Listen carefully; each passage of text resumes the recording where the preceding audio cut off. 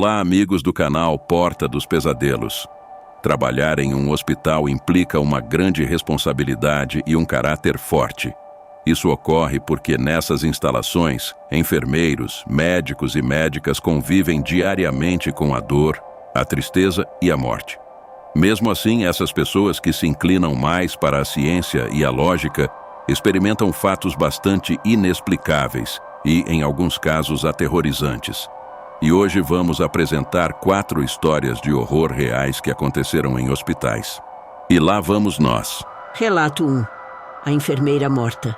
Me chamo Carla Pereira e desde que nasci sofro de asma, agora mais controlável. Mas naquela época, essa doença era muito perigosa. Eu passava a maior parte do tempo no hospital devido a crises asmáticas, chegando ao ponto de ser internada por comer um pouco de chocolate. A última vez que estive em um hospital foi por essas crises asmáticas, mas dessa vez foi muito grave. Estava conectada a um respirador, internada por pouco menos de 5 meses. Meus pulmões estavam cheios de secreções e os exames não eram encorajadores. Eu estava deixando de respirar por conta própria.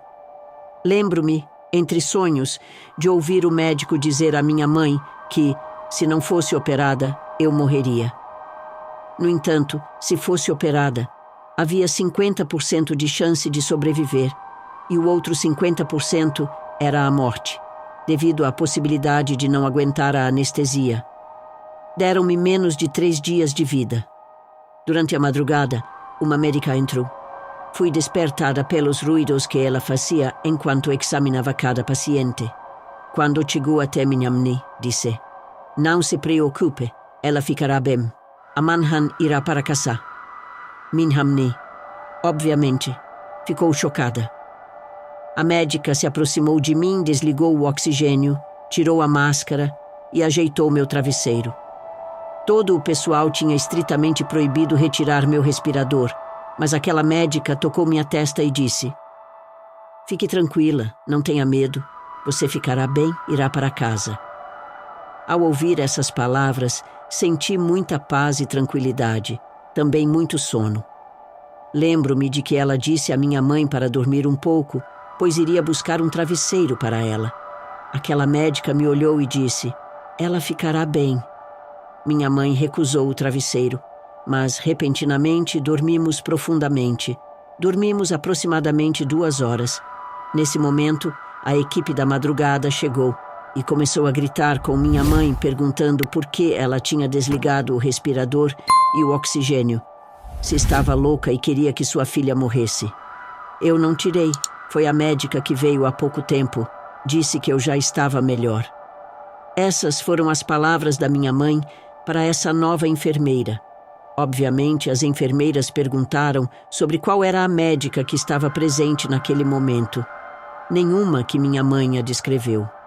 Bem, ela vestia um uniforme branco, colete azul marinho e um gorro peculiar de médica. Além disso, ela é muito bonita. As enfermeiras ficaram confusas, já que o uniforme daquele hospital era branco com coletes de cor pêssego e sem gorros. Elas não disseram nada à minha mãe e simplesmente saíram. Fiquei inquieta porque notei que ela disse algo estranho e perguntei por que ela tinha mentido para essas enfermeiras. Acontece que a moça que entrou para desconectar meu respirador não era uma médica, mas uma enfermeira. Vi que ela estava vestida como se tivesse saído de uma sala de cirurgia, usando um avental azul, um gorro azul e calças azuis. E aqui vemos o estranho. A médica ou enfermeira, ou o que quer que ela fosse. Parecia diferente para nós duas, mesmo estando no mesmo lugar. No dia seguinte, recebi alta. Realidade ou alucinação, nunca mais pisei em um hospital desde então. Um dia, a família contou essa história, e uma tia disse que a enfermeira fantasma salvou minha vida. Essa enfermeira havia morrido em um incêndio neste hospital. Relato 2. O vulto misterioso. Meu nome é Fernando Roberto, sou de São Paulo e trabalhei como segurança em uma unidade de saúde em Itaquera. Meu turno era de 24 horas. Este centro de saúde ficava no topo da unidade e tinha que abrir às 7 da manhã.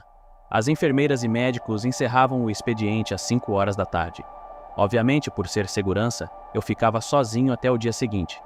Já trabalhava nessa unidade de saúde há cerca de 7 meses, e durante esse tempo, coisas muito estranhas aconteceram quando anoitecia. Barulhos estranhos no teto, batidas na parede ou sons de bolinhas rolando na entrada. Claro, isso me assustava, mas eu tentava encontrar alguma lógica e, mesmo que não encontrasse, pensava em algo lógico para me acalmar. No dia 8 de abril de 2022, entrei no meu turno normalmente à tarde. As enfermeiras e médicos foram embora e eu, como em cada turno, tive que fazer uma ronda por todo o centro de saúde para ver se alguém tinha ficado escondido. Quando terminei, fechei a porta de entrada com cadeado e a porta de entrada para a sala de espera com chave. Fui para uma sala de consulta para comer e descansar. Às 8 da noite, estava mexendo no meu celular tranquilamente quando ouvi um som. Parecia que alguém estava caminhando no pátio. Não era na rua, porque parecia muito perto. Eu me alertei rapidamente, abri a cortina da janela que dava para esse local, mas não havia ninguém. Mesmo assim, o som dos passos não desapareceu. Eu olhei com muito cuidado para garantir que ninguém tivesse pulado enquanto verificava o pátio escuro.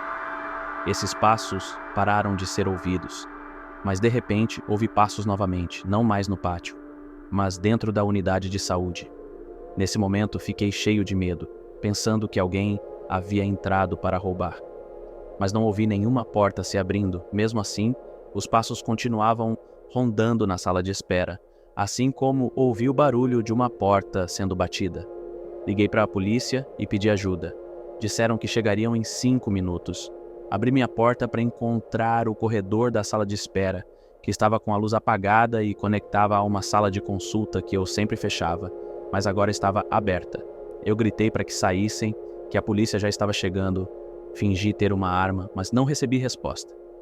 Ao gritar novamente que a polícia estava vindo, no consultório em frente, um homem passou. Pude vê-lo claramente. A luz estava acesa. Esse ser passou de um lado para o outro. Eu disse ser porque vi claramente que ele não tinha pernas, apenas o torso. Ele flutuou. Senti vontade de desmaiar, minha cabeça doía muito e ele deu um grito alto. Corri em direção à porta, mas não consegui abri-la, pois estava trancada. Eu a abri e saí. Também abri o cadeado e fiquei esperando pela polícia na rua. Não queria estar lá. Quando a polícia chegou, me interrogou. Não contei o que vi e mencionei apenas que alguém estava dentro. Eles sacaram as armas, procuramos por todo o centro de saúde, mas obviamente não havia ninguém. Eu permaneci todo o meu turno e nos meses seguintes fora. Nem mesmo consigo explicar o que vi ou como conseguia ouvir esses passos. Não consigo entender o que foi ou o que causou isso. Isso será uma lembrança nas minhas noites, mas não ouvi mais desde aquela noite. Relato 3. O menino perdido. Há 20 anos, ou seja, em 2003, trabalhei na cidade de São Paulo, no Santa Marcelina.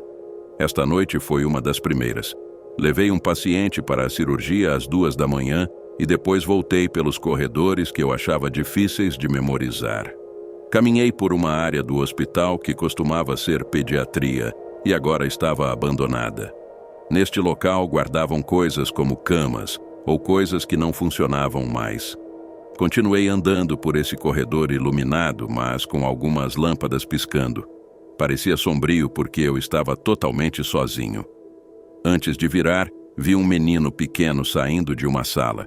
Ele estava na minha frente. Tinha cerca de 7 anos, usando um calça azul, sapatos pretos com fivela e cabelos um pouco longos. Seu rosto era muito branco, com olheiras um tanto marcadas. Este menino falou: "Estou procurando minha mãe." Sua voz estava entrecortada, parecia prestes a chorar. Pensei que ele estava perdido e o chamei para se aproximar, dizendo que o levaria a algum guarda de segurança e o relataria como perdido para que ele pudesse encontrar seus pais. Mas quando me aproximei dele para segurar sua mão, algo estranho aconteceu. Sua mão estava muito, muito fria. Conforme o levava pelo corredor, ouvi meu nome. Uma enfermeira que estava no outro extremo do corredor gritou para mim. Olhei para lá e ela me deu uma instrução. Vi como ela virou as costas para mim e caminhou. Foi aí que senti algo estranho. Parecia que não estava mais segurando a mão desse menino, pois já não sentia mais nada. Ao olhar para baixo, percebi que não estava mais segurando ninguém. Arrepiei-me e senti um grande calafrio. Corri gritando como um louco para minha colega. Quando cheguei até ela, mal conseguia falar. O menino o vi ir embora enquanto minha colega começava a se preocupar. Contei isso a ela, e ao invés de levar isso como algo paranormal, ela começou a rir. Disse para eu me acalmar. Fomos para a sala de emergência, onde estavam outras enfermeiras, e ela contou a história. Algumas riram, outras ficaram surpresas porque havia rumores dessa aparição desse menino nos corredores do hospital, já que vários enfermeiros e médicos tinham visto esse menino vagando pelos corredores. Relato 4. Lamento no banheiro masculino. Me chamo Penélope Nova e tenho uma história bastante curta. Há um tempo, estive cuidando do meu namorado no hospital. Era madrugada e eu estava na sala de espera. O banheiro ficava próximo a ela. Nesta sala havia várias pessoas. Algumas já estavam acomodadas dormindo nessas cadeiras de metal, que, aliás, são bastante desconfortáveis. Eu estava acordada, mas comecei a sentir sono. Ao cochilar, ouvi um choro de mulher no banheiro feminino. Parecia que alguém estava chorando desconsoladamente. Quando abri os olhos, pensei que tinha sonhado com aquele lamento, pois não o ouvi mais. Mas notei também que as outras pessoas acordaram, pois certamente tinham ouvido o mesmo que eu. Normalmente não pensaria em algo paranormal. Afinal, era um hospital, e facilmente poderia ser uma senhora chorando por algum ente querido. Não se passaram nem 10 segundos quando ouvimos novamente esse choro dilacerante que vinha do banheiro, mas agora o masculino. Esse lamento ecoava nas paredes e soava macabro. Todos ficamos olhando enquanto ouvíamos esse lamento de dor. O segurança que estava próximo também ouviu, se aproximou de nós e disse que provavelmente uma moça havia entrado. O segurança foi lá tirar ela, mas demorou alguns segundos. O lamento já não se ouvia. Pensei que ele a tinha acalmado. No entanto, o segurança saiu pálido, com os olhos bem abertos. Parecia que ele tinha visto algo extremamente aterrorizante, mas nos disse: "Não há ninguém no banheiro." Aquelas palavras arrepiaram a pele de vários, se não de todos, que estavam na sala de espera. Desde que o segurança entrou, deixamos de ouvir aqueles lamentos.